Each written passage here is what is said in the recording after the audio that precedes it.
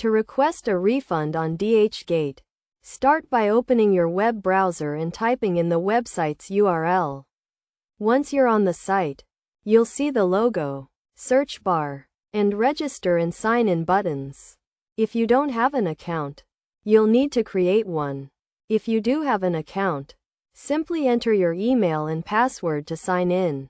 From there, you can access your profile, messages, orders, favorites, and cart. To initiate a refund, click on the Return Refund option, which can be found in the shortcuts for your profile.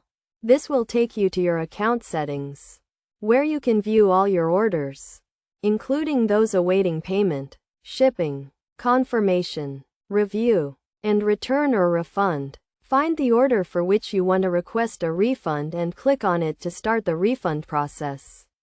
If the product isn't what you expected, you can begin the refund process from there. After requesting a refund, you should be able to get a refund for the product. Following these steps should help you navigate the refund process on Dhgate.